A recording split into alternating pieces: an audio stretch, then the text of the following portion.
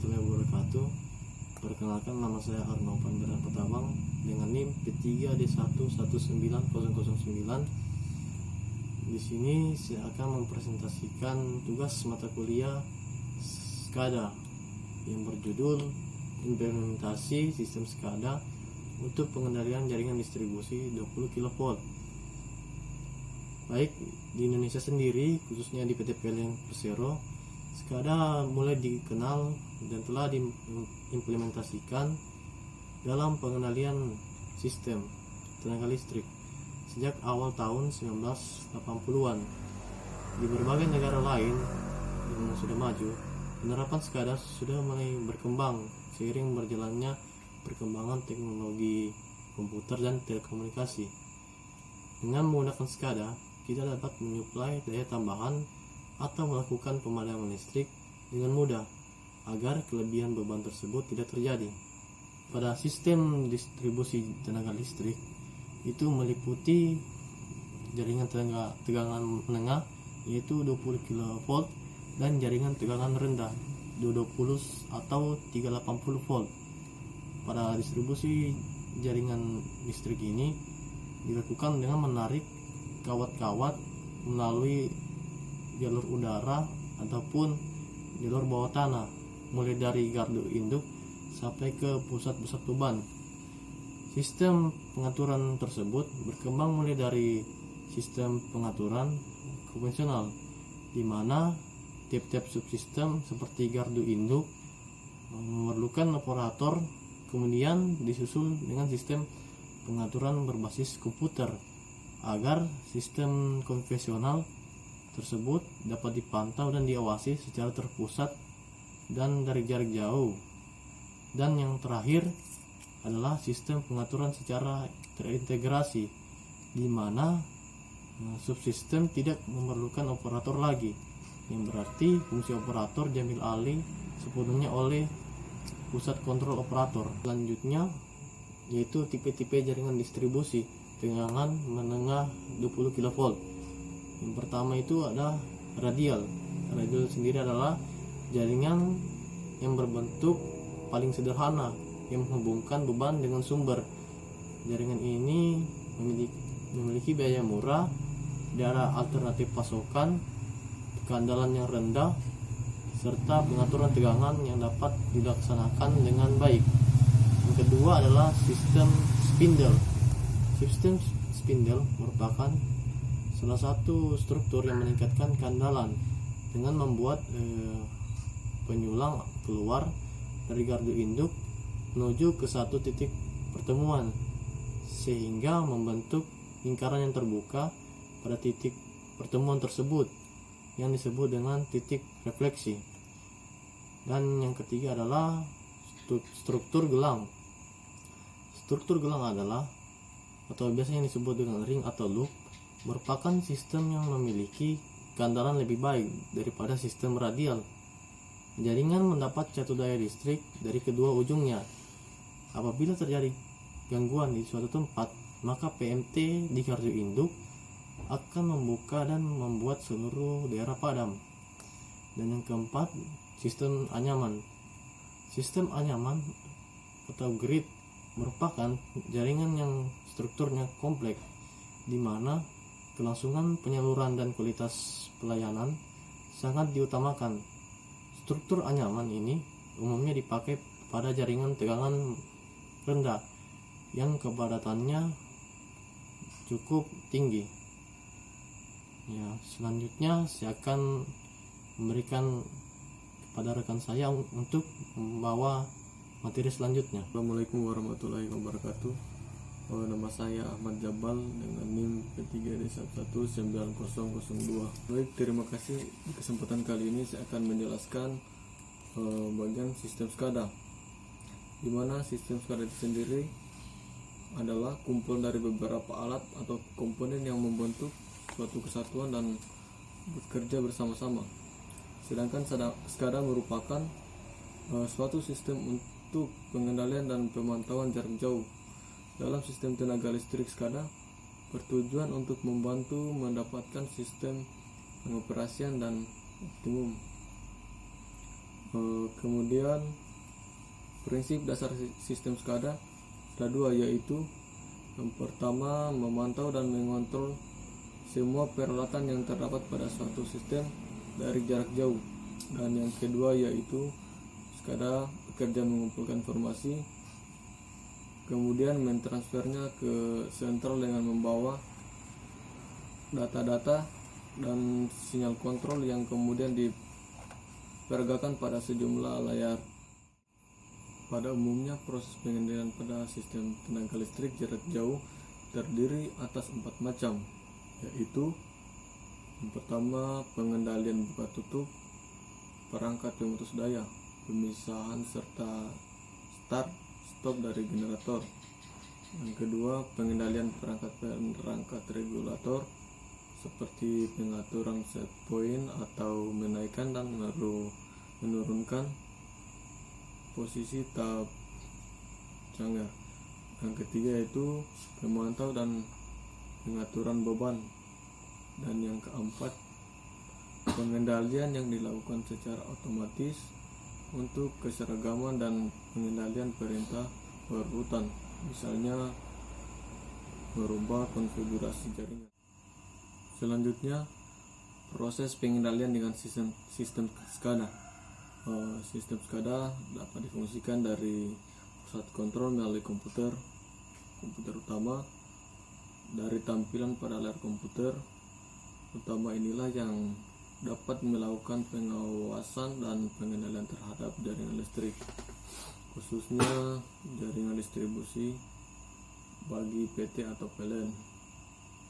Kemudian fungsi dari komputer utama adalah untuk mengatur komunikasi antara dirinya sendiri dengan RTU.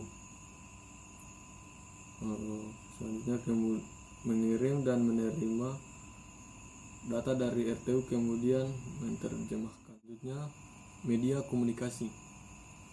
Media komunikasi sendiri adalah salah satu bagian terpenting yang tidak dapat dipisahkan dari suatu sistem pengendalian tenaga listrik, yaitu suatu sistem yang merupakan sarana telekomunikasi yang digunakan untuk menghubungkan perangkat-perangkat sistem pengendalian, khususnya antara master stasiun dengan perangkat-perangkat remote terminal unit, dan beberapa media komunikasi yang digunakan untuk komunikasi data komputer utama di pusat kontrol dengan RTU yang dipasang di gardu-gardu listrik PLN, antara lain kabel kontrol, fiber optik, radio, dan GPRS. Selanjutnya yaitu remote terminal unit RTU. Remote terminal unit RTU yaitu salah satu komponen dari suatu sistem pengendalian tenaga listrik yang merupakan perangkat elektronik yang dapat diklasifikasikan sebagai perangkat pintar. Biasanya ditempatkan di gardu-gardu maupun pusat-pusat pembangkit sebagai perangkat yang diperlukan oleh pusat kontrol untuk data-data rangkaian proses untuk melakukan remote control. Perangkat ini merupakan alat pendengar, melihat, dan sebagai tangan dari pusat pengendalian. Kemudian agar semua kejadian yang terjadi di gardu PLN, baik di gardu induk, gardu hubung, dan gardu distribusi, dapat dipantau dan dikontrol dari pusat kontrol, maka di setiap gardu tersebut harus dipasang RTU yang dapat melaksanakan fungsi telestatus, remote control, dan telemeter. RTU sebenarnya sama saja dengan sebuah komputer, hanya saja tidak dilengkapi dengan monitor. Selanjutnya fungsi remote terminal unit RTU. Yang pertama yaitu sebagai perangkat proses sinyal. RTU dirancang untuk dapat melakukan proses-proses sebagai perangkat proses pengiriman data-data ke pusat pengendalian sistem seperti perubahan status peralatan gardu, perubahan besaran-besaran analog, perubahan harga pulsa akumulator, membaca besaran-besaran analog. Yang kedua yaitu memproses data-data perintah yang datang dari 1, 2, 3 pusat kontrol, mengirim data-data jawaban hasil pengukuran ke pusat pengendalian yang sesuai dengan yang sudah ditetapkan, mampu berkomunikasi dengan 1, 2, atau 3 pusat kontrol.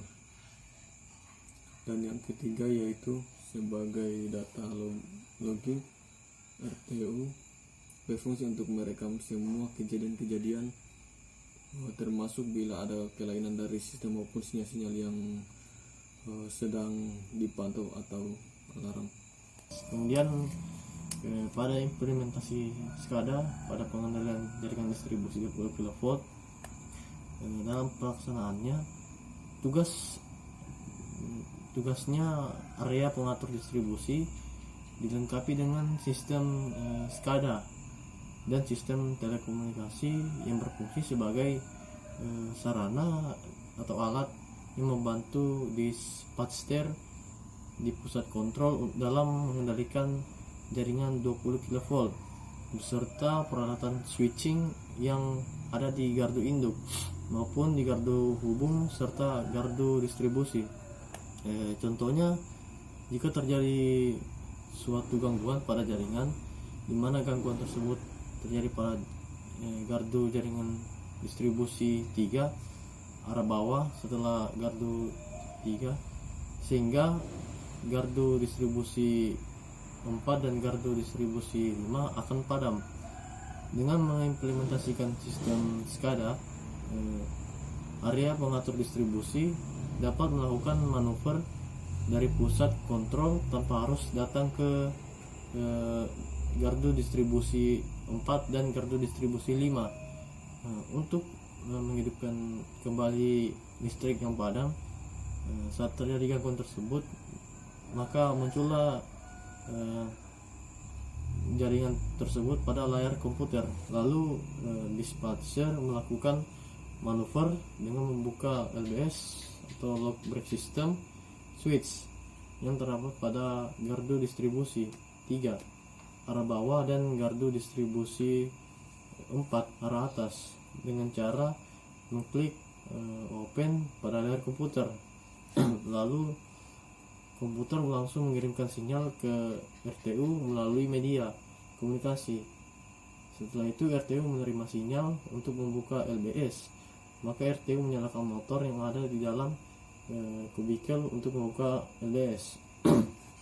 Setelah LBS terbuka, RTU kembali mengirimkan sinyal status bahwa LBS telah terbuka ke komputer melalui media komunikasi pada layar komputer, dan terbacalah status LBS open atau LBS terbuka.